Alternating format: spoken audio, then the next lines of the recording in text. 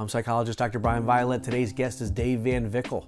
We talk about his work in assisting in hundreds of exorcisms since the age of 16 years old.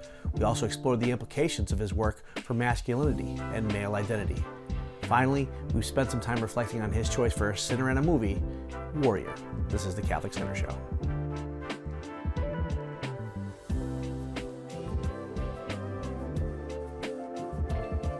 So thanks for coming on. Yeah.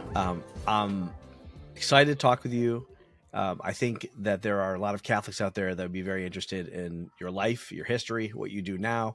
And I mean, most obviously, you've participated in many exorcisms and assisting exorcisms.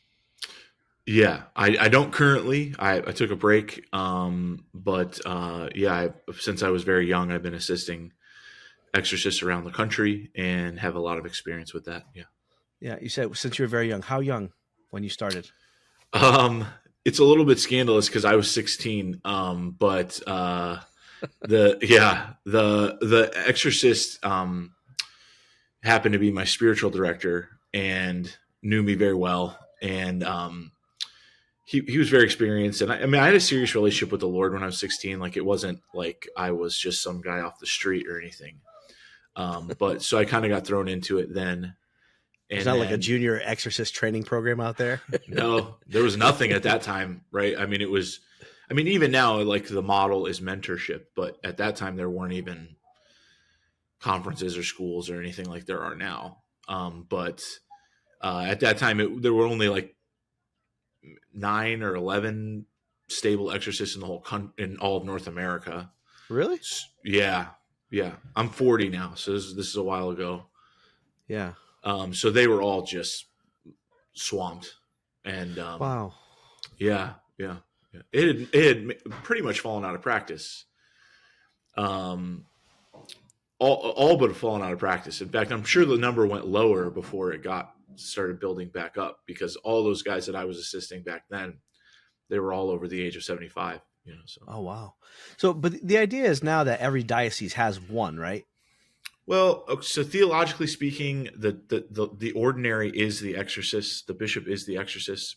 Within Roman Catholic theology, then the local ordinary or bishop can lend his apostolic authority for the purpose of exorcising the possessed. And so they are supposed to appoint one, yes, but we're still far off from that. I think the last number at the last conference I went to, which was maybe a couple months ago, I think the number they threw out was like 143 now. Wow. Are appointed in America. Wow. But it's not easy, right? Because you can't just appoint someone willy-nilly, right? Like, right. And there's not, there is a school here in the United States. There's a school in Rome, and there are conferences that you can go to, but you have to have someone mentor you. So it takes time to appoint someone. Yeah. So you assist in exorcisms, or you have assisted. What does that look like? How is that different than the priest that's performed the exorcism? Yeah. Okay. So I take a lot of different roles. I do a lot of like the discernment ahead of time to see if someone should see an exorcist. That's been a big part of my job, if you will. You don't get paid for this, but that's been a big part of my contribution there. And then when I'm in the exorcisms, I've had the role of, helping to control order. Okay. Like hold people down, because it can get very violent. Yeah. But also just being there for prayer support, and in a lot of cases, it's new priests who are doing it. Like, people who have not done it often. And so I've been there. I've seen everything that you can see pretty much in that ministry. Yeah. So I, help with that. But, so you're like a veteran in the room, a calming presence in the room. Kind of. Yeah. Kind of. Yeah. Yeah. Wow. That's intense. So what do you look for in sort of like a pre-exorcism interview? What are some criteria that you would say, this isn't spiritual. Maybe it's psychological. Sure. Yeah. Sure. So we go through a pretty rigorous, I wouldn't say application process, but a pretty rigorous, process to decide who gets to see the exorcist, because their time is very limited. The, Sure. the church outlines like very important rules, right? That like possession is the signs of possession. There are 4 major signs of possession that the church wants to see technically before proceeding with the exorcism. One would be preternatural physical abilities, clairvoyance, knowledge of unlearned languages, and then aversion to the sacred. But does that have to be all 4? No. And that being said, even if you don't see any of those, the priest needs to have moral certitude before proceeding with an exorcism. Okay. Mm-hmm. So what I'm basically doing is saying, is there enough evidence here to have him see a priest who might be an exorcist or might be an exorcist assistant or something like that? And so I'm looking again, like, is there mental illness, and is it only mental illness, right? Because there could be both. And in most cases there are both, like, yes. Yeah. I'm looking to see, is there drug activity? I'm kind of looking to see the severity of it, because a lot of our calls are from like very intense Catholics who have had a bad month, right? And so they're like, I must be under attack by the devil.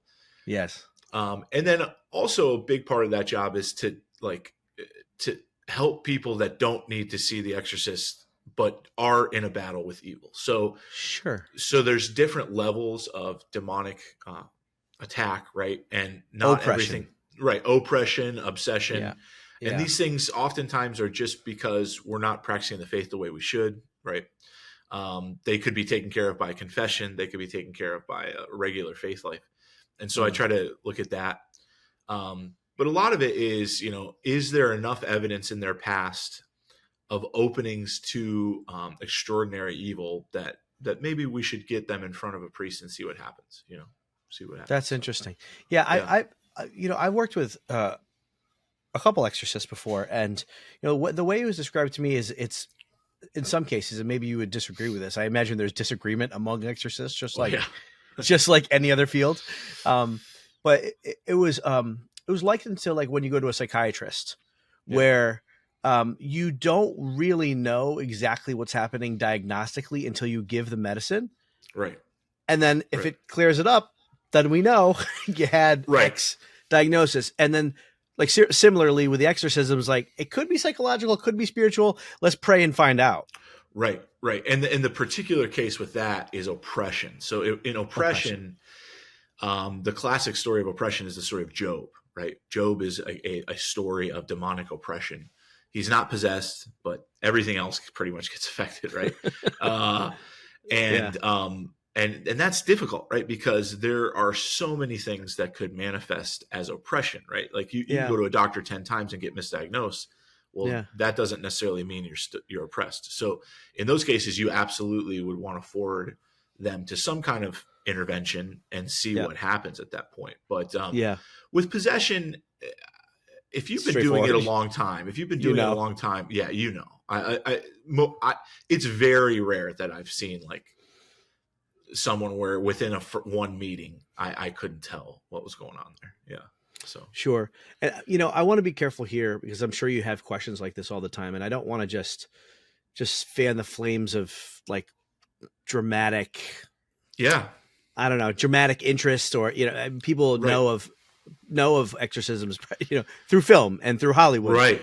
Right. But I'm sure people would want to hear like, what are some, like how far away are your experiences from what people have witnessed in the movies? Yeah.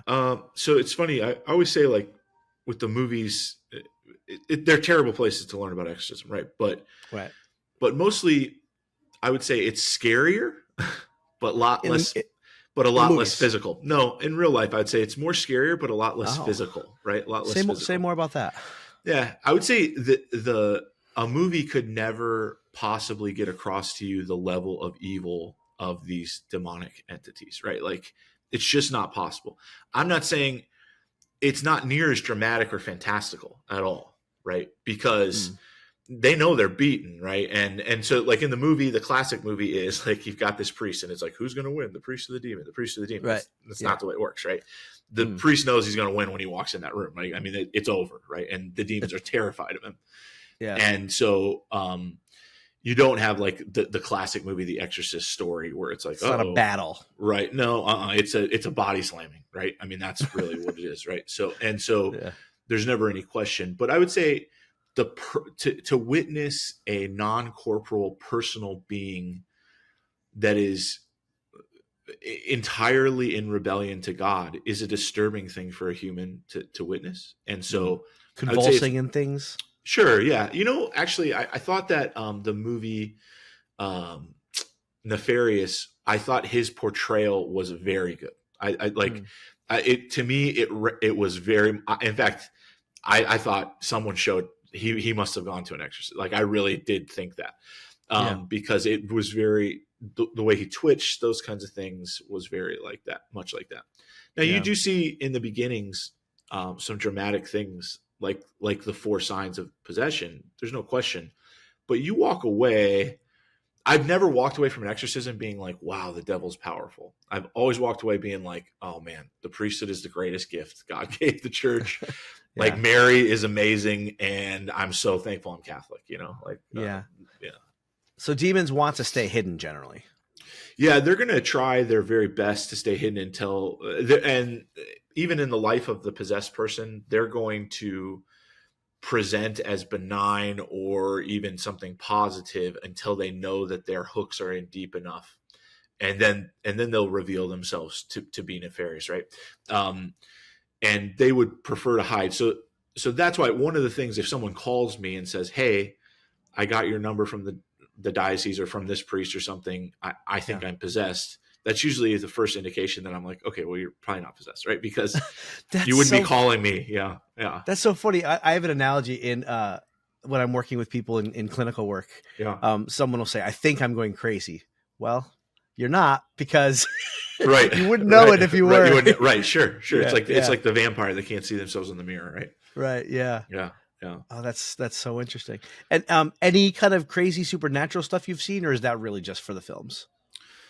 I mean, all of those signs of exorcism of possession that I mentioned, I have seen one time or another. Like head spinning around and floating around the room, and not a head spinning around. Physical strength. I've heard certainly physical strength, certainly levitation, certainly knowledge of unlearned languages. I was assisting an exorcist in another country, I remember, and he speaks like 12 languages fluently, and he was asking 12 questions, and every question was in a different language, and this 8-year-old kid could just converse perfectly in every language, right? And the kid looked like he came from a village. I mean, that didn't have running water. Right? Like, right. He was like a tribe, right? And there's something extra here. Yeah. Yeah. And the very first exorcism I ever helped with, a lady who was she's probably 70, grabbed a brass candlestick about, I don't know, one of those huge things, sitting on the floor, and just bent it into a horseshoe. I mean, you do see stuff like that. There's no question. Yeah.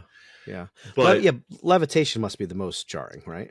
Yeah. I mean, it's terrifying. But at the same time, all of a sudden, the priest is like, in the name of Jesus Christ, I command you to stop. And the demons are like helpless, right? I mean, like, like to see that, I guess in a certain sense impressive, but to see the power of Mary, the power of the priesthood, the power of the saints over that is unbelievably impressive, Yeah. When's the last time you were personally scared when participating in exorcism? Do you still, are you still scared? No, I get nervous about the things that go with the ministry. Most of the people that are possessed did so willingly, right? They're part of cults or they're witches or something like that. And these are criminal organizations, right? So, I've had people like send emails of like pictures of my house and things like that, like warning me and stuff like that. So I get nervous about that kind of thing. And I never thought about that. It's like threats to your life because you're doing good work to your family. And I think that's one of the reasons we keep the identity of the exorcists quiet in most dioceses, right? Because you want them protected, because these groups are evil, right? There's no question. They would love to get their hands on an exorcist. They'd love. And here we are doing a public podcast right now. Yeah. I mean, I'm a known quantity at this point. Like pretty much every time I do a webinar or something like that, I have a bunch of occultists on, like I can see in the little question thing on my go-to thing, like, you know, they're cursing at me and things like that. So it's like, Yeah. it is what it is. And God protects me. I've been really blessed. So far. Wow. Yeah. But it's been a long time since in an exorcism you were scared. Yeah. I remember the very first case I ever assisted with was the worst case I ever saw ever. Probably so much anticipatory fear. Yeah, it was easily, they call them like once in a lifetime cases. I mean, it was bad. It was so awful. Your first one? Yeah. And I remember vividly going home, and it was a Wednesday. And then on Friday, I was like, oh, I'm going to rent that movie, The Exorcist. I've always been afraid to watch it, but there's no way it could be worse than what I saw on Wednesday, you know? So wow. I'd say like, yeah, I mean, you know, like, I think St. John Vianney says you can get used to anything, right? Somebody asked him, like, how do you do this, right? You can get used to anything. And sure. I think you get used to it a little bit, you know. I still get nervous sometimes, you know. Yeah. You don't want them to turn their attention to you, right? Like you kind of just want to be in the room and pray quietly and don't get involved. But they do. They try to pick a weak link, and hopefully it's not you that day, you know. Yeah, it's true in a generational sense too, isn't it? If a demon hangs around a family system, they'll look for weak members of the family and try and attack them and influence them. Yeah, certainly. I think certainly there is the case where demons go after families. I'm not crazy about the concept of generational curses, which is something that everyone disagrees with me about. But how come? Yeah. You know, about, I want to say 10 years ago, the International Association of Exorcists kind of asked a theologian to study this and this phenomenon of generational cursing, because it's a new thing. It's something we adopted from the Protestant church, and it's a new phenomenon that you don't hear. Like if you read the case studies from like medieval times or something like that, you're not hearing anything about generational cursing. Yeah. And it was a well-known and faithful Mexican theologian. His paper was decidedly negative that was not real. And while most American exorcists disagreed with him, I found the paper to be very compelling, and I found it to be true to what I have witnessed as well. So I'm not crazy about it. Could it happen? I'm certain it could happen, but I don't think it does happen as often as we like to say it is. In my opinion, generational curses have kind of been the boogeyman that like, oh, we don't know what's going on here. Let's just throw it into that kind of somewhere in this person's history, something happened that we don't have access to. It's almost always a Mason thing or something like that, right? Yeah. What do you think that we as Catholics can learn from, I guess, exorcisms, but broadly speaking, spiritual warfare in general? I mean, is it just the normal life of the church that is protective against these dark experiences, or should we be frightened? Sounds like you're not frightened. You extol the power of Mary and the saints and the precious blood and all that. And people are.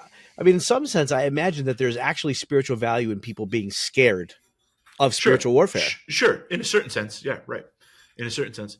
I think I would never, ever encourage someone to be scared outside of someone who has left the Lord, right? Like, it is very clear to me that someone who is with the Lord is terrifying to the devil. And that's what I teach my kids, right? Like, so like they're not afraid, because even though they know what I do, I mean, it's kind of seeped in. No matter how much you try to protect it, you live with somebody, it happens, right?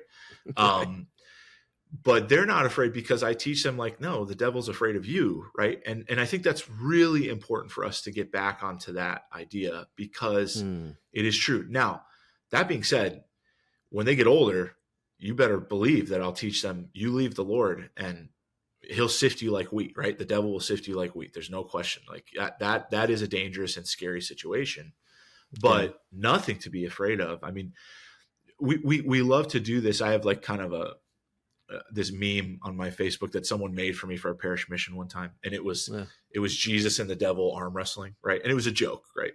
And people went nuts, right? Because philosophically that's ridiculous. And that's what we have to remember. Philosophically, that is ridiculous. There's no equivocation Yeah. between the power of evil and the power of goodness, right? It's not possible. You can't scale them because it's not possible. In our human brains, we're always going to do that, right? We're always going to put them on a scale and see which one, okay, good's Yeah. going to Yeah. tip even infinitely, but it's not possible. Like the infinite goodness of God can't be measured against a creature, right? Yeah. Do you ever feel like so much of your spiritual protection depends on the details of your prayer life? In other words, I didn't say my St. Michael prayer today. I'm Oh, vulnerable. okay. Satan's Right. going to get me. Like, Right. like to what extent, like, Right. do you feel spiritually vulnerable? No, certainly not. I think if you're in a state of grace, I don't worry very much. I worry more about my social and emotional health than I do because if you're living in a state of grace, right, you're protected as much as you can be, okay, as much as you can be, and as much as you should be, right. And we're always going to be attacked, but Sure. emotionally and my emotional like health and mental health, that's something I take very seriously, right? I like the reason I stepped away from assisting is because my wife passed away, right? And I did Oh, I'm make the sorry. mistake of attending an exorcism about 3 months later.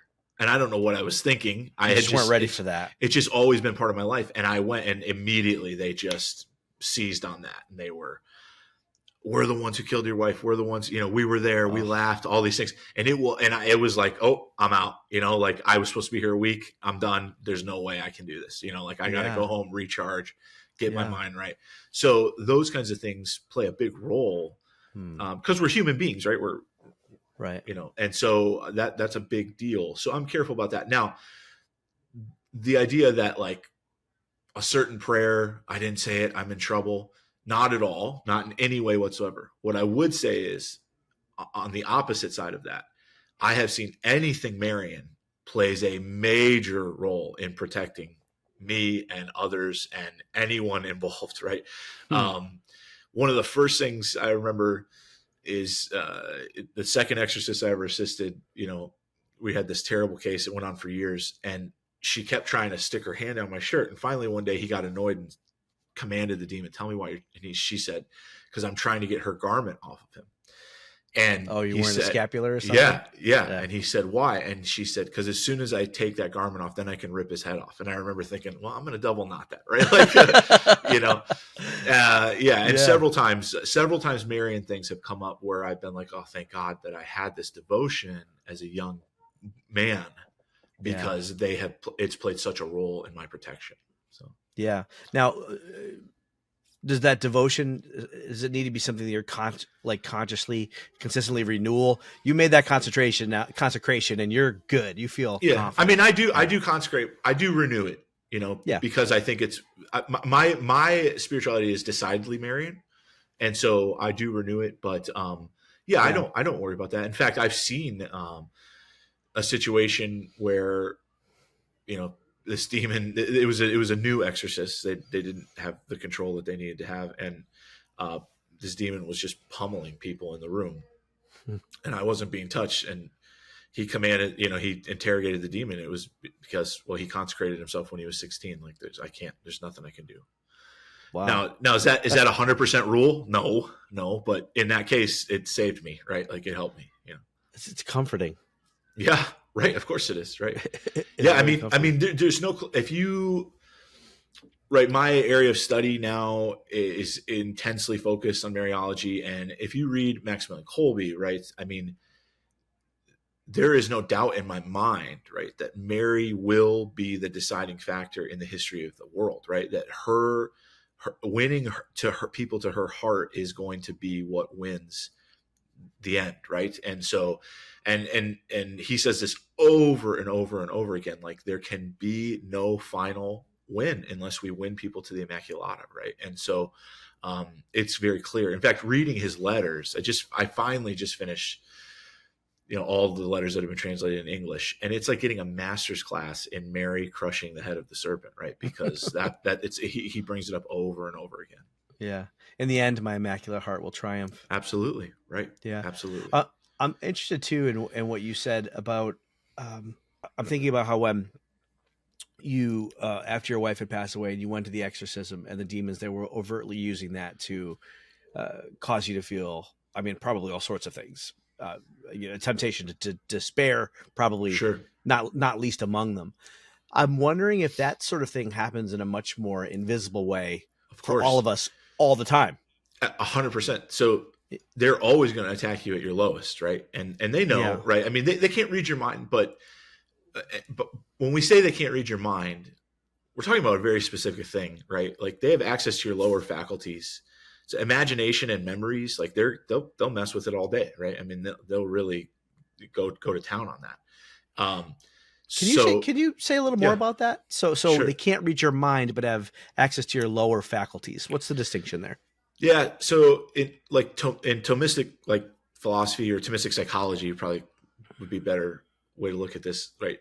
There's different levels, and some of it's in our brain, right? Some of it's in our soul. Okay. And so like in our mind, our soul, right? The God reserves that for himself. Like he reserves that access for himself. But some of what we think we might attribute to the soul, it really happens because of our bodies, right? Our brains. And so imagination is part of that, right? Like animals have imagination. There are animals that, you can tell that they're like, a dog Dreaming. can imagine. Yeah, exactly. Right. Yeah. And memories as well, right? Okay. Our memory would be a function of our brain. Okay. There'd be some concert, right? They're working together, but, they're masters of biology, demons, right? They can get all through that kind of stuff, and they can read our biology very well, better than we can. So they're And like so, tweaking our neural pathways in order to. yeah, Oh yes, wow. yeah. Wow. And in extreme cases, like an example of an extreme case of this would be, it's very common in an exorcism for the exorcism to end, the person to come out of the demonic trance and say, "You raped me when I was 10." And it's like, well, you lived in Alaska. I've never met you. Like, what are you talking about? Yeah. Right. Yeah. And it's this memory that they have that Yeah. is crazy. And they can also, they really go after, I mean, you're in psychology, right? So they really go after like your associative and disassociative processes. So it's very possible. Like, I mean, you see this in marriages, right? In marriages, like, wake up and they're just mad at the spouse. They don't know why. They can't tell you a reason or anything like that. They're just angry, right? And you're like, well, did you ever think it could be the devil? Like just like, messing with that, like, right? That you're having this issue. And certainly that's possible. They do it all the time. So they're going to go after you at your lowest, right? Your very lowest. So they know what your memories are. They know what happened to you, what could have happened to you, things that times you were scared, things like that. And they've been watching and they talk, right? They consort together. And they also, I mean, the biggest thing about Mary's power over them is that they have no knowledge of her, right? Because the way they gain knowledge about us is through temptation. So like for me, right, if somebody puts a pizza in front of me, like every demon on earth is going to know my problem, right? Like I want that pizza, right? Like they know because my body like starts like revving up, right? Like this is what I want. This is what I want. Pupils dilating. Yeah, right, exactly, right. But for Mary, right, she didn't have that, right? She was like this immaculate being, right? And so they don't know her, right? They're confused when she shows up during exorcisms, and that's one of the ways that I always try to tell cases about fighting them is like, yeah, you can do all of the St. Michael prayers. You can do all of the blessed salts, the holy water. And I think that's all fine in order, right? But the best thing you can do is just obey. Like stop sinning. That's how they lose their toehold, right? Because at the end of the day, the worst possession on earth doesn't condemn you to hell. What condemns you to hell is mortal sin, right? Like, and so you want to like win those moral battles. That's what's important. Yeah. So, and that's empowered by prayer as well. Getting right. the grace to overcome. Of course. Right. And devotion to Our Lady, of course, actually helps with that quite a bit. Yeah. Right. Yeah. Cool. Yeah. I want to shift gears a little bit. Sure. Because I want to talk about this film that you chose for me to watch. Did you like it? I loved it. But I want to lead up to it because I have a question, a little bit of an overlap here because I think there are a lot of questions among Catholics in terms of what they expose themselves to. Okay. In media. Yeah. And I'm wondering if you had any thoughts, I mean, based on Yeah. your experience or I mean, maybe it's just opinion, and maybe it's not drawn from your experience, but around um, spiritual danger. Sure. And, I mean, we watched this film, right? There's a tremendous amount of violence in it, Right. right? And I'm sure there are Catholics in the world that would say you should not watch this Right. film, and you Right. should only watch, you know, what was the film that just came out? It's a Wonderful Life or something like that. Yeah, right? yeah. So like, right. I mean, clearly there's something on the opposite end of the spectrum, which is definitely spiritually dangerous. Right. But it would seem. I mean, there was a woman walking around in her underwear in this film. Oh, that's right. Yeah. Right. Some temptation for some men, Yeah. right? So Right. how do you gauge? How do we think about what seems to me to be like a whole slew of content that's in the middle? Sure. That's not pornography, Yeah. but it's also not It's a Wonderful Life. And Right. has your work in spiritual warfare lent itself to that kind of Yeah, thought? well, yeah. So this is what I usually tell people is I use a few rules. The first is this: I don't want anything that's going to damage my imagination. Right? Like I'm not going to watch anything that will damage my imagination. By that I mean this: there used to be such a thing as the horror genre. Right? That was a real thing. Right? You have the book Frankenstein. You have Dracula. Now it's really the gore genre. Right? Like it's like you watch a horror movie. It is horribly offensive images, graphic things. You could read Frankenstein, you could read Dracula and not have your imagination damaged. But I think you watch something that's bloody, that's violent like that, in that sense, there's a level where it's like, yeah, I can't get that image out of my head.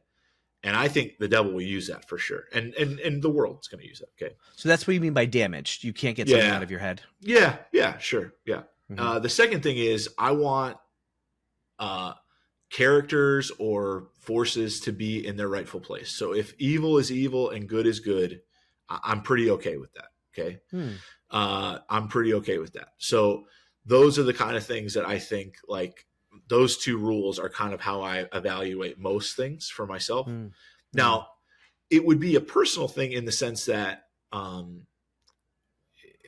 violence it's never going to damage my imagination. But there are some people who certainly it would. Like violence in this sense, in the sense of this film, like the sports sense, right? Sure. It's never going to damage my imagination. But there are some people that it might be too much for, right? So I think that, yeah, in that case, you have to be careful. But yeah, certainly that was the case. And I think, like, with regards to the scene you were talking about, I kind of forgot that was even in there. Sure. Yeah, I was looking for something to make a question. Sure. It's a very real married situation, right? Where it's not scandalous in the sense, like, I mean, it's something that happens. It absolutely happens, right? That's a very doable thing. Should it be exposed? Probably not. But at the same time, I don't think it was put in there for that reason at all. And I think going back to, like, I had a classical education, the Iliad, the Odyssey. I mean, you don't get much more bawdy or violent than those two books. But at the same time, I don't think that they ever damage your imagination or anything like that. And I don't think that I think that evil and good, for the most part, were in the right spot, And if there was evil that seemed to be a little bit good, there's a judgment on it, right? A little bit. So, yeah, it's interesting nowadays. I think we have, as people have been disillusioned by what they formerly thought to be good, as we've lost role models, right? There's been I think maybe we're returning now, but at least a movement away from the classic heroes. Right. And we have the anti-hero because those heroes are not grounded in reality. We don't know anyone like that. Now, right. I mean, you can say they're archetypal, right? They're a longing for Christ in our stories, but people would encounter them and who don't have an experience of Christ, and these characters don't make sense. So now we have the extreme of something like Game of Thrones, where you have no idea who's good and who's bad. Right. But gradations of that too.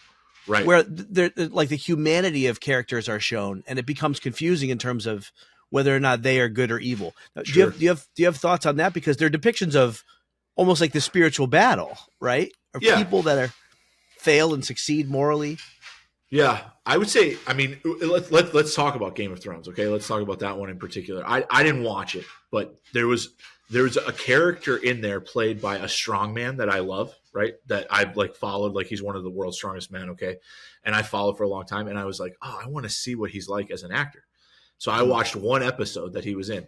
It was so disturbing to me. Like I yeah, immediately turned it off. It was like I still have a hard time thinking about the image that I saw of him fighting someone, right? It was so disturbing. So yeah, certainly like right off the bat, I'm going to be like, okay, that's bad. The second thing is with the anti-hero, I think if there's a story of redemption, I don't have a problem with it, right? Like yeah, because I see myself in that, right? I see myself in that. But I yes, think that the problem is when we let them stay, and it's like, well, it's not good versus bad. It's just strategy. It's just this kind of thing. That's when it becomes a problem to me. I guess is how I would think that way. Yeah. okay, Yeah. cool. And so this is a very masculine film, one might say. Yeah. It can appeal to a Yeah. masculine audience. And you had mentioned in terms of the things that you are interested in personally, uh, themes of masculinity and what it means to be a man in our modern culture are of interest to you. What can you say? To ask an open-ended question that might be anxiety provoking. What is a man? Like, where, Yeah. where are you at with that kind of thought development? Yeah, I mean, I think about it a lot mostly because my boys are 11, 13, and 15, right? Hmm. And we've been having all these conversations about it. And I think it's interesting because I would never in a million years want them to hide what that means. And I feel like we do live in a world where people expect us to hide like authentic masculinity. Now, no one would ever look at my life or my boys or even when my wife was alive, like our relationship and think like, oh, he's a misogynist or something like that. Right. Like, Toxic. yeah, it's not, I'm not that way, but certainly I don't want them to feel bad about things that are natural to them. And so, we very much affirm a more masculine idea for them and our family and teach them that it's okay to be that. And in fact, that the world desperately needs that. And so like one of the things that we've been working on lately is I've been telling them like, look, one of the jobs of men is like when there's a disaster or when there's a crisis, like men don't panic. You cannot panic, right? Like and I'm not saying that's only men, right? Okay. I don't want to get like in trouble here, but certainly like that's a job, right? When there's a massive problem and like when they were kids, I would teach them like, look, if you ever find yourself in a bad situation, find the calmest person and go ask them for help, right? Find the calmest person because it's probably that they're thinking through this. Hmm. And so I was saying to them like, look, this is our job. And the problem I think right now in our culture is even guys who are on our side, even people who see a Christian worldview are panicking, right? And they're screaming. And it's like, what is going on? You saw this with like the Trump election, right? Like Hmm. there are people who are like, the end of the world will come if Trump's not elected. It's like, well, all right, let's calm down here. Let's calm down. Like, right. Like he's not Right. Jesus. There's no question, Right. Um, and that's what I want my boys to know is like, look, you have to remain calm, you can't panic, and you got to make a plan to do something to act here. So that's like one of the things we work on also, and when they were little, it was fun, right? I would say, look, I would say this is your lesson. There's times when you're supposed to be a gentleman, and there's times when you're supposed to be a barbarian. That's the way men are made, right? Like you need to your trouble here is you got to discern what time is what, right? Like you need to know when, right? You need to know when. And Yes. so, yeah, they still talk about that. Barbarian versus gentleman. I like that. Yeah. Um, so calmness. So I guess perhaps we could talk about mastery of the emotional life. Yeah. I think that is the secret for all of us. And I think the biggest thing is mastery as opposed to destroying, right? Because we, Yes. we want the good emotion, right? We want, Yes. like I said, gentleman or barbarian, if they're out in the gym, you want to have that barbarian inside you. And if you think about like, let's talk about like Thomistic psychology, okay? Sure. Uh, People think like of the romantic life between Adam and Eve, like, oh, how terrible. Like they were sinless, right? It must not have been passionate or something like that. That's ridiculous, right? No, Right. it was in order. Adam could summon up what was supposed to happen when he needed it, but he didn't get controlled by it, right? Right. And Yeah. that's what we want. We want to go back to that, right? That idea. So I think that that's really important, right? That, yeah, of course, Of course, I want my boys to be sad when it's time to be sad, when they should be. Sure. I Yeah. want them to be passionate when it's time to be passionate, but Yes. I can't let that control them. Yeah. Yeah. The validation of the emotional experience rather than repressing. Absolutely. Absolutely. And I think we saw that right in, well, I mean, I'm probably saying something controversial, but I think a lot of the priest crisis there was an issue. Like, it was like, let's just pretend like there is no sex, right? Let's pretend like you don't have a sexuality. And it's like, yeah, that's not healthy. You can't do that. Like, so you're saying the scandals you think are a reflection of repression, the larger repression that goes on in the culture, or in the Catholic culture? Or? In the Catholic culture, I think it happened a lot. I mean, I priests who I knew that fell, it was like, yeah, well, you're a sexual being. You're a man, right? There's a lot of chemicals involved in this that you need to deal with. Yes. And so like deciding that one day you're just not going to be sexual doesn't work that way. And in fact, we don't want men in the priesthood who don't feel that way, right? Like, you want a masculine man to be a priest. So, yeah. You know, I've done some work with priests, clinical work with priests, and something that I've reflected upon with them, and tell me if you agree, is that there isn't enough attention given to the emotional loss that accompanies celibacy. Isn't that the truth? Isn't that the truth? You know why I know that? I'll tell you why, Bryan. Because when I lost my wife, I mourned a life that was supposed to happen, right? It wasn't just her. It was like, well, what about the future times of dreams, of houses that we were going to buy, and things, and intimacy, and all of those things. Grandparents, life as grandparents, all of those things, right? Of course, absolutely. You're mourning a life. There's no question. Yeah. Right. Yeah. Because it's so deep within us, right? It's so deep. It's like with the primordial sacrament. Marriage is the primordial sacrament. Right. Yeah. And a lot of times priests, if attention is given to the celibate life at all, which oftentimes it's not, it's more an emphasis on just sublimating it. You know, love your bride, the church, and that will just replace the natural desire for marriage and family. Well, when we talked a few moments ago about the place of the emotional life and how our emotions are a proper response to what happens external to us, right? So sadness is a response to loss, like joy is a response to communion. So if you're losing that, and it is good that you're giving that up to be a witness for the kingdom as a priest, well, what about the sadness? Right. What are priests supposed to do with that? Right. I don't know if the church knows how to handle that kind of psychology. I don't know either. I think there are some seminaries that are starting to do a good job with that, but certainly I don't know that it's happening. I mean, an unspoken crisis right now is pornography in our seminaries, right? Like, this is a major issue that seminaries are desperately trying to deal with. And it's not easy, right? This is not an easy problem to deal with. You need serious help. Like, you need professionals, right? But they're all scrambling. Like, what are we going to do here? Well, I agree. Scramble. Like, we need to deal with this because it is a major, major problem. I was recently had a conversation with some real close priest friends of mine who just are the greatest guys, but we were talking about homosexuality, and they were saying, what are you talking about? I've been celibate for 13 years. Just be chaste, right? And it was like, you have no idea what you're talking about, right? Like, this person, white knuckle it. Exactly. It's like this person's entire identity is caught up in this idea, right? You don't understand what you're telling them not to do. This is not, white knuckling it is not the way to deal with this. You know, it's not a stoic thing. We have to affirm all of these emotions and realize what's good and what's bad and what comes from wounds, what comes from reality, right? That's very important, right? Yeah, it's interesting how we polarize different psychological experiences, right? So there's this book that came out recently called Bad Therapy. I don't know if you've heard. I just heard of the name, yeah. Yeah, it's making its way around Catholic circles now. And, okay. In some ways, it talks about how there's like way too much. I mean, I'm overly summarizing, overly simplifying what the book is about, but the spirit of the book is that therapy is problematic because it's way too much focus on the emotional life. Okay. There's all this navel gazing. Okay. Like, there's all this validation of emotions. And on the one hand, like, I think if we take a step back, we can see that if that's true, or an element of that is true, it's a reaction to, of course, because I said so, parenting. Right. Yeah. Suck it up, parenting. Right. You know, just use your will and just handle it, right? And that is a problem. the other side would be a problem too, which is what this book, Right. I think, is pointing Right. out.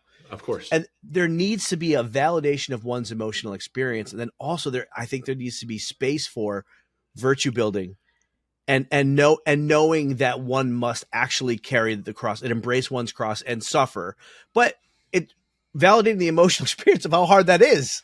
Yeah, I think you're absolutely right. I think there's no question in my mind. I think really good therapists in every profession, you do things you didn't learn in school, right? Yes. There's emotional maturity that comes with it, right? You do things you didn't Absolutely. learn, right? And that's what separates like a good therapist from a bad therapist is like, did they learn things like from practice? Are they continually growing? And I think that they're starting to understand this and affirm the things that need to be affirmed. It's funny. People always say like, do you think there's going to be more need for exorcists in the next 10 years? Like, yeah, absolutely. Because of the pornography crisis, there's no doubt in my mind. What do you think, is a bigger crisis? Well, I think we're going to need more therapists, right? Because we are doing everything bad to our mental health that you possibly can do right now with social media and all these things. Like, the therapists are going to be millionaires, right? I mean, it's going to be that kind of thing where it's like, they're surgeons now, and we're not going to have enough of them. It's terrible. It's terrible. Yeah, if we help move people forward, I mean, there's a lot of bad therapists out there that aren't trained well, that are in it for just that. I mean, for the wrong reasons, to make money, to keep people in therapy so that they can pay their bills. And there's a lot of crap out there, frankly.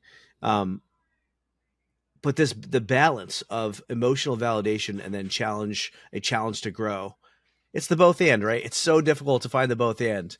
Right. People want to pick one or the other. It goes all the way back to the beginnings of the church. Right. Christ is fully God. He's fully God. He's not man. No. He's fully he's God and man.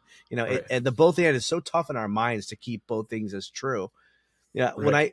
When I give an example of healthy parenting in my work, I give this example of taking out the trash, right? So you might say to your kid, take out the trash. I don't want to take out the trash. Right. Well, you have the permissive parenting that's like, okay, you don't have to take it out. Right. And then you have the sort of authoritarian parenting that's like, take it out because I said so. Right. But no, the healthy parenting is the empathy. Listen, I know you don't want to take it out right now. I know you've had a long day at school. I know you're playing your video game. I know whatever. Right. But I want to teach you responsibility. Right. So some education. I want you to earn your allowance, some learning there, and then take it out. Yeah, right. Exactly. And then the directive at the end, right? Right. They do have to grow and change. But if it's just take it out, then they are left to wonder why you're asking them to take it out. Maybe you're a tyrant. Maybe you're selfish and you don't want to take it out.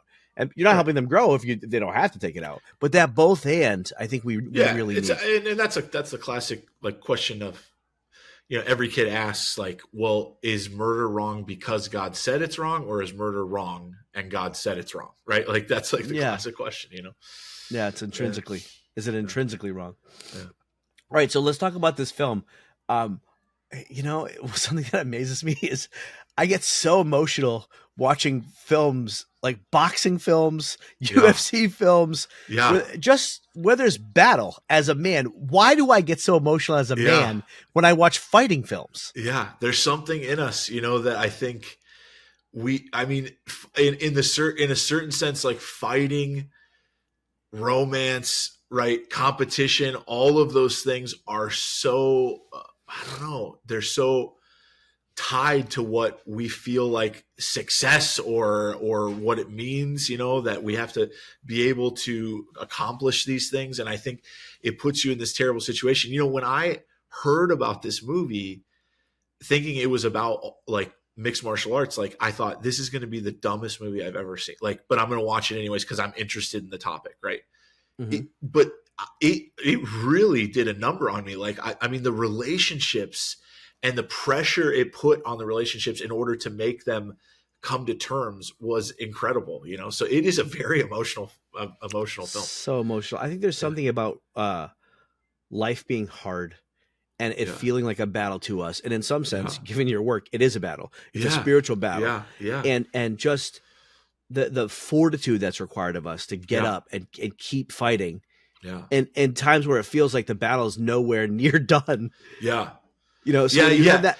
that You moment know, of victory feels like such relief of a battle that absolutely. we've been fighting our whole Right. lives. Yeah, I think that in this movie too, there's like several different clinch points where you're like, man, the relationship between the brothers, the relationship between them and their father, and then like just the father trying to provide for his family. That gets, I mean, I literally have been in this situation because I used to be a fighter where bills were coming in and I turned to that to make money. I mean, so when I saw this, it's like, well, this is crazy, you know, like Yes. how much this is affecting me. Kind of. So I had a similar situation with the movie Apocalypto. I don't know if you like. He Really? leaves his son, and he's like trying desperately to get back to the son, and it's raining, and he's like, he knows his son is going to drown. It's so stressful. It's so stressful. Yes. You know, it just kills you as a father. Yeah. So there's a lot of that in there. Yeah. Yeah. Well, we have two different archetypes for masculinity. Right. With the brothers. Yeah, exactly. Right. Yeah. It's awesome. I love it. From the outside looking into this film, I did not expect to be as emotionally connected to Brendan as I was. No, right. I just imagined I'd be like, oh, I mean, who is this no-name actor compared to the actor who played Tommy? Yeah. Everybody knows him. Yeah, I don't know. I can't think of his name, but everybody knows him. He's a famous actor. Yeah, right. And I was, he's phenomenal. I mean, I love him as an actor. Yeah. And I gotta look up his name right now. Hold on, that's ridiculous. I don't know his name. I feel the same way though. I mean, it's Tom Hardy. Yeah. So when I saw who's in this film, I just assumed that I was going to gravitate toward Tom Hardy because I think he's a fantastic actor. Right. But then when I got into the film, I found myself being really attracted to Brendan, right, and his archetype and his wholesomeness, right, and his sacrifice. And like you said, his whole reason for fighting was out of love. He didn't want to fight. No. He had become a man of his family at that point. Absolutely. There's no question. And I don't know, like, I mean, immediately it's like the prodigal son thing, right? Because Tommy leaves and is like totally against his father, and it to a point that it's disturbing, right? Like how much he hates his father. Perfectly understandable with the alcoholic thing. Mm-hmm. And how bad he treated his mom, but it's really hard to watch, right? Because the dad wants to reconcile, and that's not going to happen. And then you flash to his brother, who was there the whole time, didn't leave, and was hoping the father would relate to him the way he related to validate him. Yeah, and it didn't happen. Oh, and never got that attention, never got that love that he always wanted. But in some ways, he was protected from that because you see what the type of parenting his father gave to Tommy actually did to him. Right, made him into like a monster. Right, made him into a monster and made him into that toxic masculine form. I mean, there's a lot of psycho babble. I offer a lot of psycho babble about the character development in this film. I mean, beginning with Brendan, he experienced what we would call in the business a corrective emotional experience. Yeah, from two key figures. One would be his wife, right, who clearly loved him and changed the trajectory that he was on. That's one. Right. Another one, which I think is a little sneaky, was his coach. Oh man, totally. I completely. Well, he was like when my oldest son has watched the movie. And the coach is his favorite role in the room. He loves the coach. I think he longs for that, right, in his life. Like he sees this person. Like yes, he was a new father figure for him. Exactly. And you know what I loved? He was supportive of him, loved him, excited to see him, give him another chance.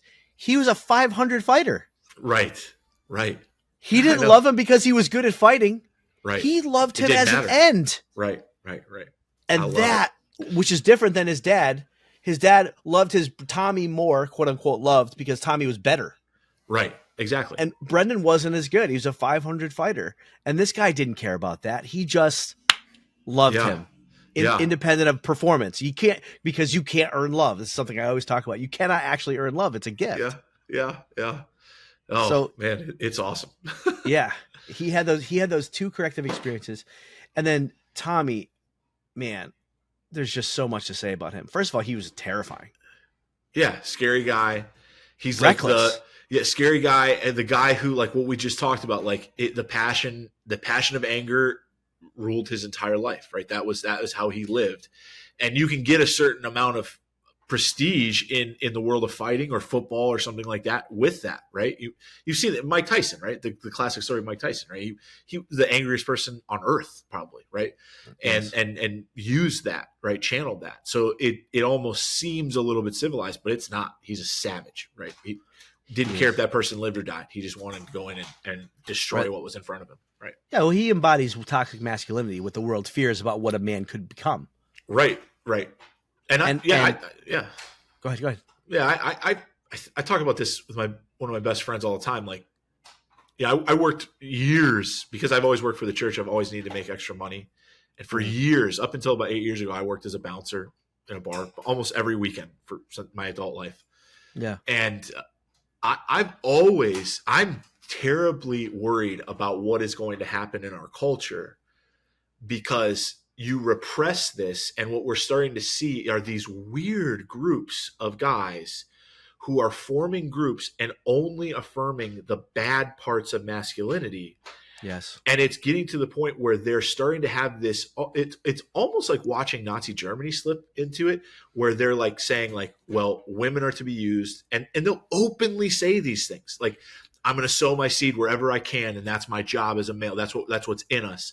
Yeah. Anger, all of these things. And it's like, and then you see them clamping down on masculinity. It's like, be careful. You're not going to be able to handle the repercussions of this. It's going to be awful for all of us, right? Like, you don't want this to happen. And you kind of see that in the movie, like that. Oh man, he is terrifying. Right. Yeah. Yeah. Do you know who Andrew Tate is? Yeah, that's exactly. I mean, it is scary to listen to him. It is scary to listen to him. But there's a magnetism to him. Absolutely. That young men are gravitating towards, because the alternative is a feminization. Absolutely. Of the masculine. And that's, I used to watch this all the time in bars, right? When I was working as a bouncer, right? That there would be a kid who was a punk and didn't know how to fight, and he'd kind of start picking on a guy who was big or scary or knew what he was doing. Yeah. And he picked on him right in front of the bouncer because he knew that guy couldn't do anything. Yeah. Well, then the bouncer turns his back, and guess what? The big guy clobbers him, right? Like, that's a rule of nature. I mean, that just happens. So we better be careful with the fights we're picking, thinking that society or civilization is going to save us, because we've seen it over and over again. Civilization crumbles quickly, right? Very quickly. Yeah. Well, I mean, I think too, we need empathy and sympathy for the men that are gravitating toward that position. I mean, Tommy is a sad story. It's such a sad story. It is. And it's the alcoholism, and it's also the divorce and separation of his parents. Yeah. And the betrayal he felt, well, in some ways he kind of felt responsible for in leaving. Like, so on some unconscious level, it's interesting. I mean, now I'll get weird with the psychobabble, because he says, my father means nothing to me. He said to his brother, he means nothing. He's an old man. This is just for training. Come on. There's a reason why you came back to him. Right. He's your dad, and he will always be your dad. And on some unconscious level, the breaking of the family was catastrophic for all of them, all involved. And even though, I certainly would advocate that the mother and the children stay in an alcoholic, abusive home. Right. But the kid felt in some ways, Tommy as a child felt in some ways like he abandoned his family by leaving.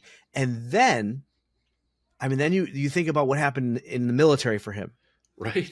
He finally found a new family. You hear about this all the time in the life of soldiers. Right. Is that or gangs or anything. Yeah, there's a lot of this stuff. It's a new brotherhood. It's a new family system. And friendly fire killed his friend. Right. I shouldn't feel threatened by my own people. Let's go back. That's his childhood experience, threatened by his own father. And then it happens in the military, threatened by his own people, cannot take it. He leaves another family. Right. He leaves the shame and guilt he feels over that. The only kind of acknowledgement that he had during the whole film was when he tipped his hat to the Marines when he was coming to the ring. Like that felt like actual family for him. And then he felt like he betrayed them. So he is just a ball of rage. And you see like the early psychodynamics play out again in his life. Yeah. I mean, it's actually very psychologically astute the way this film was made. I mean, to think that it was to say that movie's about MMA is ridiculous, right? Like Yeah. this is about big questions and big answers about humanity. You know, it's really incredible. Yeah. Yeah. And I also think about how you were earlier in our discussion, you were talking about how something you emphasize to your boys is staying calm Yeah. amidst chaos. Yeah. And we look at these two models of these two men, and you have true masculinity and you have toxic masculinity amidst the battle. The battle's happening either way in our lives. Yeah. But how do we relate to it? One of it embraces the rage and the anger and is toxic and is dangerous and is disconnected from people and disconnected from relationships. And then you have Brendan, who we would say is the servant leader male, right? Yeah. Who maintains his power, his headship, his self-governance, and is a man. He's certainly a man. No one would doubt that he's a man. Oh yeah. And his entrance music is classical. I love it. It's calm in the midst of chaos, in service and in love. And as he's bashing his brother's face in towards the end, right? Yeah. He still did not lose a sense of love.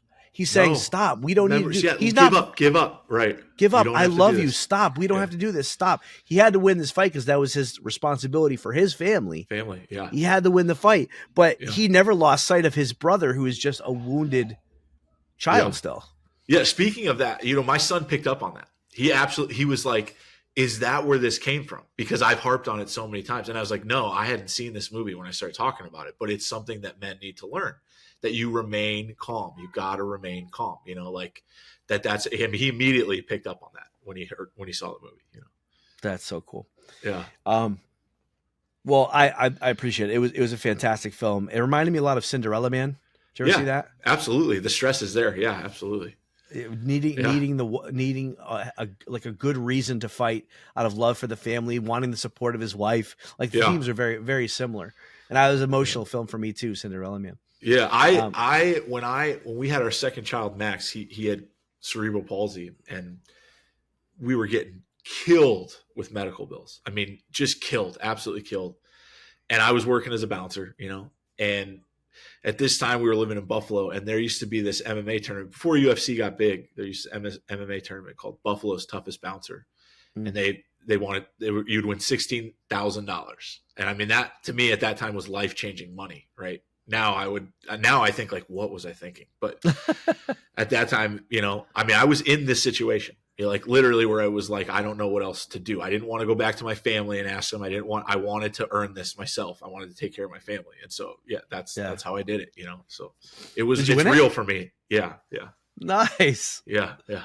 Nice. What was your style? Were you a grappler or were you a striker? Or? I do a little bit of everything. Yeah. But mostly like I said, guys who have watched, in the movie, he talks about guys who have watched too much MMA. Yeah. And I knew that that's who would be in this, so, I thought, I can get in here and be Where'd you learn to fight? In Texas, my dad put me in Taekwondo when I was little, and I became like a huge karate nerd, and, just basically did every kind of fighting, you could imagine, and loved it. And, so I still love it. I don't watch it as much anymore, but, I still really like it. Actually, this summer, I'm really excited because I've been thinking about this for years, but we're putting on this camp at my kid's school called Warrior Week. And it's going to be like Christian masculinity, virtue, but jujitsu, boxing, CrossFit, all that kind of stuff. And I'm real excited about that. So that's awesome. Really cool. Yeah. Any other thoughts on the film you want to talk about? Worth mentioning?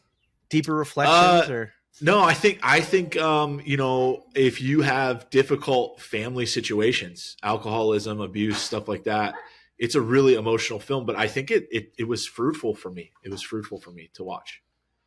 Yes, so me too. One last thing, actually, that I wanted to mention, I thought was a very powerful scene. I'm glad they showed the father relapsing. Me too. I felt the same way, and it didn't matter, right? He that was what brought him back. It's like he felt bad for him. This other monster that created this monster, like they come together through that. Absolutely. Yeah, because that life struggling with alcoholism is not. I mean, it's not always a redemption story in this life. The temptation is there. It's a very difficult life to live, and it's real. And then, yeah, right. He's you constantly see listening to Moby Dick, right? That's his, yes. that's his white whale, right? Yeah. Yeah. And then, yeah, Tommy, this elicits the sensitivity in Tommy. Right. It's bizarre. Only right? something that severe Exactly. as a relapse. Right. Exactly. Like that's the level of intensity with which he lived his life. You know, he was in battle, and just chaos and fighting. Even like, I think film lovers, like, to say like, hey, this movie is going to use mixed martial arts to reunite a family is the most ridiculous thing you've ever heard, but it does it. I mean, you should test it, right? I mean, if you're wondering if we're just being like, crazy males, right, loving this, it's not that way at all. I didn't find it that way at all. It's such a good movie. Yeah. I always want to leave a little space if we kind of close the book on the film. Is there anything that you I don't know, anything that you would want to talk with me about in terms of any questions you might have for me and what I do and the world of psychology or anything like that whatsoever? Yeah. I mean, I'd love to hear your thoughts on what is going on with, as far as it seems to me, the trajectory of mental health is spiraling out of control.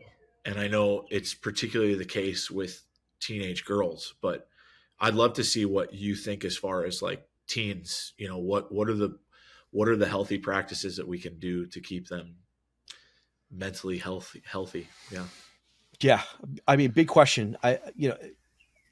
In some ways I'm trained as a clinician, so I'm trained to engage with people one at a time.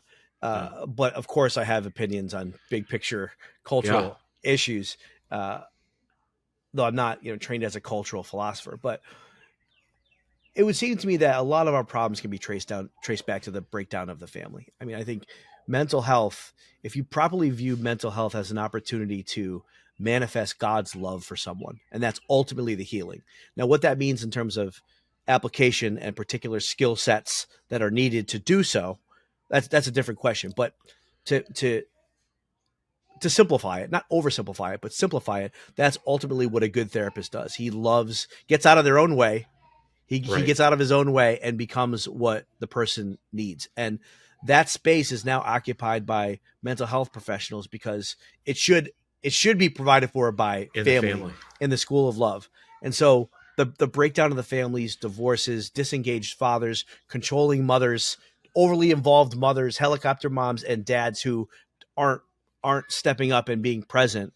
Like that's what causes a lot of these issues. And I think what we were saying earlier about like cultural generational parenting now shifting, which has shifted to, I'd say maybe like beginning with millennials and now continuing into Gen Z a little bit, but I think Gen Z is pushing from below is pushing back against this, is we've created a lot of narcissistic children because there's been so much permissive parenting and almost like worship of the child. Yeah. It's like the little emperor. You think of like China and the little emperor, and especially because there's so much divorce and there's not proper intimacy between the couples that the child becomes like almost like an emotional romantic object. Right. And without limitations and boundaries being set. Yeah. So that was that generation. And now these kids they're coming up and they're raising kids, right? Right. And they're raising kids and they don't know how to deal with life's difficulties. They don't know how to. I remember one time I was playing hoop. I was playing basketball at a court, and it was me and two of my buddies. We were playing half court, and then a car full of 10 young men came to the court, and we were like both playing on our own respective sides of the courts. And basketball etiquette is that if you're at the court, you can play no matter good or how bad you are. Like you'll get in the game. You're not playing, right? So we're playing for maybe about 15 minutes, and then one of the representatives of these young men comes over, and they're like, "Hey, we're going to use the court. We're going to use the court." Like, I'm sorry that no one ever taught you that there's such a thing as disappointment in your life. I was like, nah. No, we're not like we're not leaving. So the 10 because they had their idea. If they have 10, they're gonna play their 5-on-5. Right. Like, no, we're not leaving. Like we'll run with you and like we'll sub. Yeah. These kids, this kid could not believe I looked him square in the eye and said no. He was like, oh, like the look on his face. He almost like went white. Like Right. there was rage and like anger and confusion. He didn't know what to do. All 10 of them got in their car and they left Oh my gosh. because they couldn't have things the way they wanted. Yeah, that's a classic, man. What a classic tale that is. That Yeah, really, and- Yeah. wow. Wow. And so life comes at you hard, whether it's us as parents or life, like tragedy and difficulty and suffering is coming. And I think we've made a soft generation. Now we don't want to throw the baby out with the bathwater. I'm a psychologist. Like, right. We of don't need course, to go Spartan or anything. Right. Yeah. Empathy, emotionality, like, Yeah. of course, that's like connection. That's what I emphasize in my life, but it has to be tempered with virtue development. Yeah. And I think, in the life of teenagers, what you find is, kids are realizing, I mean, first of all, adolescence is a new thing, much less extended adolescence. Historically, you'd go out and start working at 10 years old, right? But Right. we've created that because of our affluence. And now it's Yeah. extended into your 20s, where people Right. don't have to start their lives or engage in commitments until they're 30 years old. They kind of play around and try to discover themselves for 20 years. But in any event, it is what it is. So we have that developmental stage now where children they realize that tomorrow I'm going to have to wake up and be an adult. Yeah. And life is terrifying. So that's why we have this strong push for independence. That's why mom and dad are wrong about everything. Adults are wrong about everything because they need to be themselves. And so they're saying, don't tell me what to do. Right. But they're also secretly saying, please tell me what to do. Yeah. Right. Please. Right. Because they need that frame. They need the boundaries because life is so terrifying. Entering into middle school, entering into high school, those early years, they don't know what to do. So you actually have to stand firm despite all the emotional pushback that you get during those years. You have to be a strong parent and still love them despite their pushback. And on some, like, it'll come back around. They'll get to a point, they'll be like, thanks for making sure I had a curfew. Isn't that true? And fighting me for all those years. Yeah. And it's hard when you're a parent going through that time period, but you got to be really tough and try and connect with them in those moments when you can. I did work with adolescents at at the DC Superior Court Child Guidance Clinic. And I got some good advice when I first started working with them. It was that don't ever try and use a technique with a teenager. It is they'll sniff you out so quick. You have to be real. 95% of having a teenager live a healthy life and helping them heal is rapport. Yeah. 95%. Like, just track with them. If they give you that 5% of the time, give you an opening, Dad, check out this movie. Dad, like, just be present and forget about the 95% of fighting and disciplining that you have been doing. So, like, connect wherever you can, rapport build, but also stay firm. That's the advice that I would give. That's awesome. Yeah. Yeah, it's great. It's great. Awesome.